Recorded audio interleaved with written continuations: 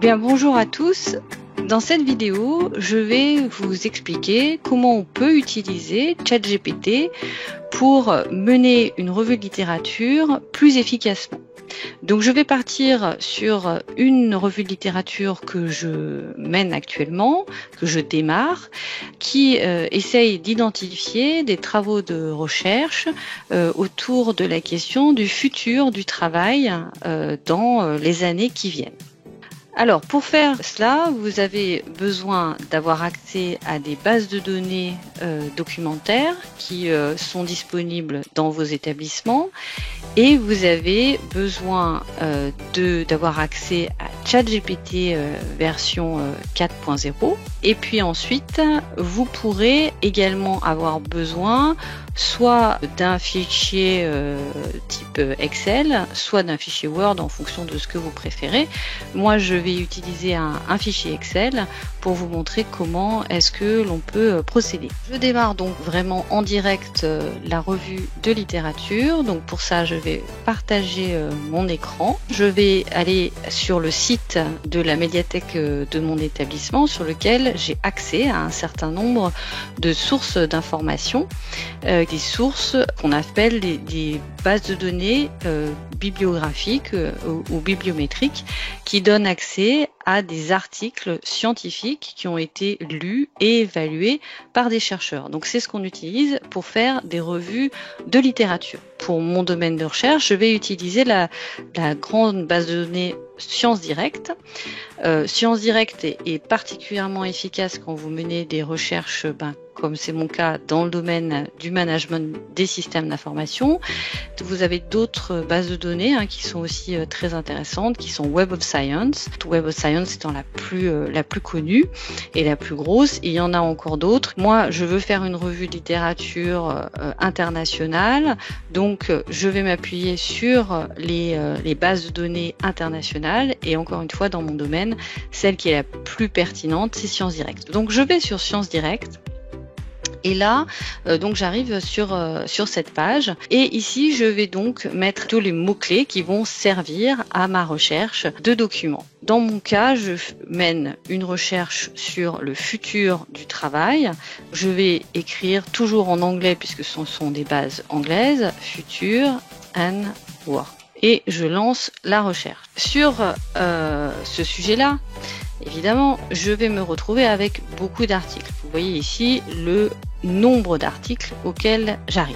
Alors, je vais recentrer la recherche et déjà, je ne vais pas prendre, si vous allez sur le type de document qui a été trouvé, je ne vais pas prendre des articles issus d'encyclopédie, je ne vais pas prendre des chapitres d'ouvrages, je vais prendre ce qu'on appelle des articles de recherche puisque c'est ce qui m'intéresse, ce sont des articles qui ont été lus par d'autres chercheurs, qui ont été évalués par des chercheurs. Donc je prends cela et je sélectionne. Voilà, j'ai raffiné, donc j'ai toujours beaucoup de résultats. Et ce que je vais décider de faire également, c'est de recentrer les publications sur un domaine qui m'intéresse plus particulièrement. Et donc là, vous voyez ici sur Sciences Direct, vous avez la case Subject Areas. Et donc là, je vais sélectionner en fait 2 ou 3 domaines qui m'intéressent plus. Dans mon cas, Computer Science déjà. Donc ça me limite déjà un petit peu les résultats. Puis je vais choisir Social Science qui m'intéresse aussi puisque je suis à cheval entre les deux. Et enfin, je regarde, parfois il y a une catégorie qui peut être business, mais ici, elle n'y est pas. Je sélectionne déjà ces articles-là. Alors, dans le cadre du projet de recherche que je démarre, ce qui m'intéresse, c'est de regarder des articles assez récents qui ont été publiés sur le futur du travail. Si bien que là, vu la quantité d'articles qui étaient disponibles, la base de données m'a déjà restreint à 3 années et ça me paraît suffisant. Donc ne soyez pas étonnés de voir des articles 2025, même si à l'heure où je tourne cette vidéo, nous sommes en juin 2024, parce qu'en fait, ce sont des articles qui ont déjà été acceptés, mais qui ne sont pas encore officiellement publiés mais qui sont quand même accessibles. C'est tout à fait paradoxal, mais c'est comme ça. Donc c'est parce qu'il y a une logique éditoriale et ils paraîtront en 2025. Donc moi, ce qui m'intéresse le plus, ce sont les articles les plus récents. Je vais donc prendre les articles de 2024 au moins pour l'instant. Ensuite, comment est-ce que je procède? Eh bien, dans un premier temps, je vais lire les titres pour voir si, a priori, je vais garder cet article ou pas.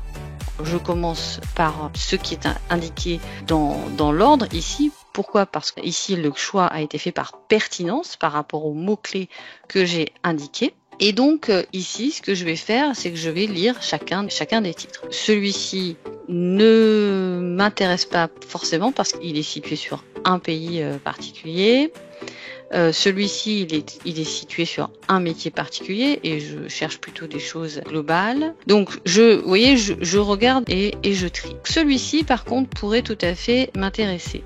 Je l'ouvre, je regarde également s'il est intéressant. Donc là, j'ai des points clés. Et celui-là, en fait, ne m'intéresse pas particulièrement. Finalement, le titre était pas très intéressant. Je balaye. Alors, celui-ci m'intéresse.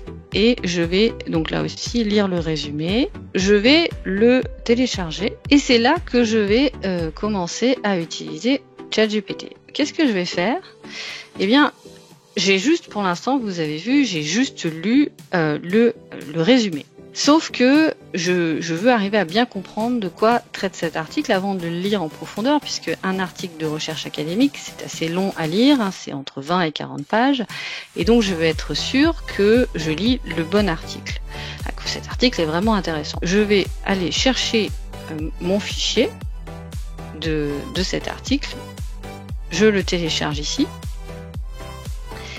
et là, je vais demander à ChatGPT d'appliquer un prompt particulier. Donc ce prompt, c'est celui-ci. Je lui dis, peux-tu lire cet article académique et identifier la question de recherche posée dans l'article, les hypothèses ou les arguments que le chercheur vise à vérifier dans l'article, la structure de la revue de littérature dans l'article, la méthodologie de recherche utilisée dans l'article, les principales conclusions décrites dans l'article, les contributions et implications de la recherche, les limitations et les directions de la recherche future décrites par l'article. En fait, je lui demande tout simplement de me décortiquer l'article. Mais je lui dis toujours de lire l'article, sinon il pourrait tout à fait aller chercher directement sur le web. Je lance la requête et je le laisse lire le document. Donc vous voyez, en fait, il analyse l'article en détail et l'avantage aussi, c'est que il me l'écrit en français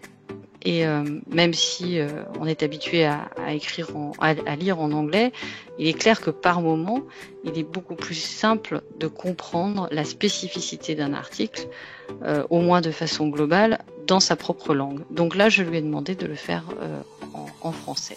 Ici, ce qu'il va me décrire, il va m'expliquer que la question de recherche ici est de savoir si les méthodes de l'ingénierie des facteurs humains peuvent être utilisées pour prévoir les risques associés aux technologies avancées futures, en particulier un système de véhicules aériens de combat sans équipage basé sur l'intelligence artificielle. Donc ça déjà, ça m'intéresse.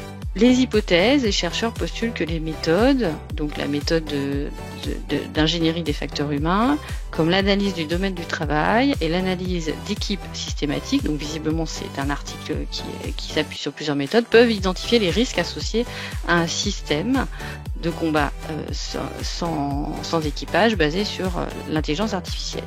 Ils examinent si ces méthodes peuvent prévoir les risques émergents d'une performance optimale ou sous-optimale.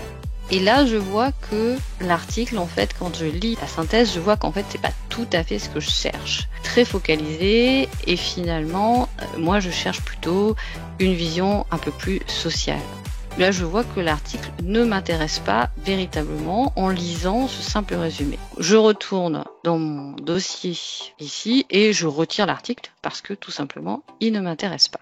Donc ensuite, je reviens sur les références et puis je continue le travail de la même manière.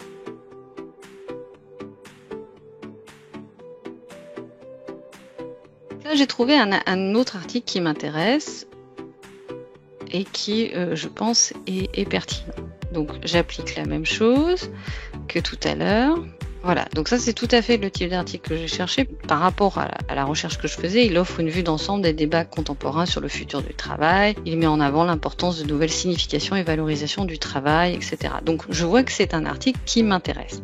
Je vais demander à ChatGPT de me donner la référence de cet article dans une norme précise, de façon à ce que je puisse la conserver et ensuite la mettre dans ma bibliographie.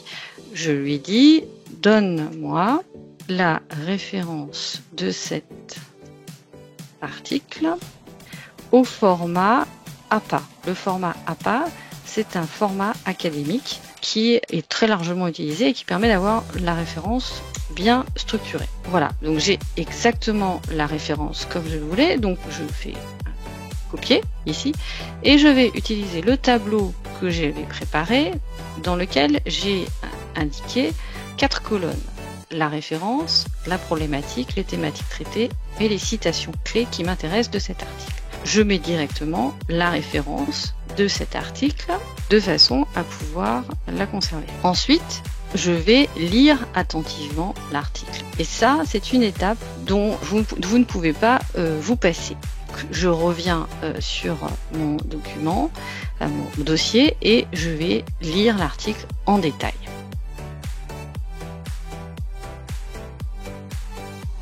J'ai lu en détail l'article et en fait je retiens plusieurs idées qui m'intéressent. Donc ce que j'ai fait, c'est que j'ai fait une petite page Word dans laquelle j'ai indiqué quelles étaient les thématiques que je trouvais intéressantes, et je vais remplir le tableau.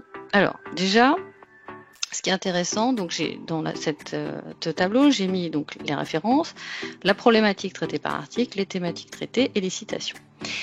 Donc je reprends mon document et là je vais donc écrire la problématique. La problématique, c'est: le travail a-t-il un avenir? Je pose donc ici la problématique, puis je reviens sur les éléments clés et puis je mets donc ensuite les thèmes principaux qu'il aborde.